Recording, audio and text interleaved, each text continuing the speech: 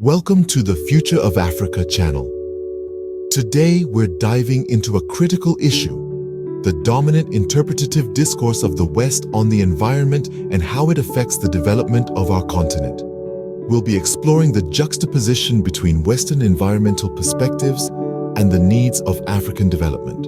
The question we're posing is this: why does the West impose environmental views that often limit our progress? Let's find out.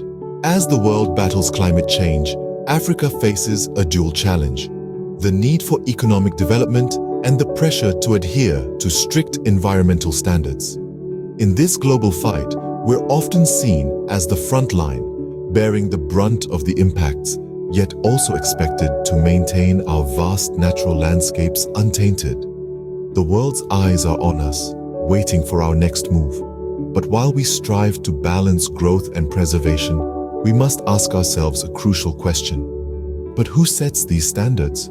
At the heart of this debate is the Western environmental discourse, which often views Africa as a green lung that must be preserved at all costs, disregarding the economic development needs of African countries. This view seems to be steeped in a certain level of paternalism and, dare we say, hypocrisy.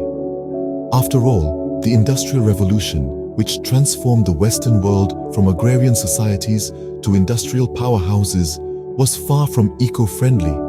Yet now that these nations have reaped the benefits of their industrial growth, they seem to expect Africa to forego a similar pathway. This discourse imposes severe restrictions on Africa's industrial and agricultural development. The rules of the game are set in such a way that Africa is often left on the sidelines, unable to access critical technologies and funding that could potentially transform our local economies and significantly improve lives. The restrictions often come in the form of stringent environmental standards that are hard to meet without the necessary infrastructure, know-how, and resources. This can result in a vicious cycle where African nations are unable to develop because they cannot meet these standards, and they cannot meet these standards because they are underdeveloped. Moreover, the West's environmental discourse tends to disregard the fact that Africa is a continent of extraordinary diversity, with each country having its own unique environmental and developmental challenges. A one-size-fits-all approach simply does not work. But are these restrictions always in our best interest? For instance, while investments in renewable energies are essential, exclusive reliance on these resources may not be feasible short-term without adequate infrastructure and technology.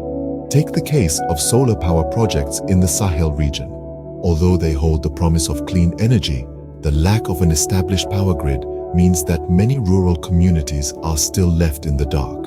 Similarly, wind energy projects in East Africa, while laudable, face challenges due to inconsistent wind patterns and the difficulty of transporting generated power to areas most in need. In the realm of agriculture, Western-led initiatives often push for organic farming methods that, while environmentally friendly, can be less productive than modern farming techniques, potentially leading to food shortages. Moreover, when mining or agricultural projects are blocked due to environmental concerns, it is the local communities that suffer most from the lack of jobs and development. Isn't it time to redefine this discourse? Africa must lead the conversation on how to balance development and sustainability, ensuring that our voices are heard. We must pivot from being passive recipients of external standards to becoming active participants that shape these norms.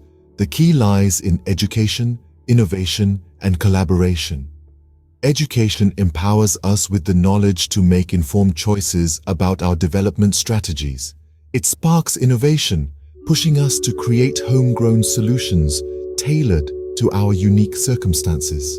This could mean investing in clean technology, developing our industries with an eye on sustainability, or even rethinking our approach to agriculture for the betterment of our environment. Collaboration, both within Africa and with the global community, can drive change. By sharing successful models and best practices, we can learn from each other and foster a collective commitment to sustainable development. We need to develop our own models that reflect our unique realities without compromising our environmental responsibility. Join us in building a future where development and the environment go hand in hand, respecting our needs and aspirations.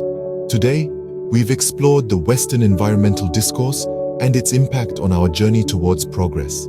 It's time to redefine this narrative, balancing sustainability with our unique development needs. Remember, your engagement is vital in shaping this dialogue. This is the real future of Africa. Don't forget to subscribe, like, and share this video. Your voice is crucial on this journey. Thank you for watching. Your engagement matters. See you next time on The Future of Africa.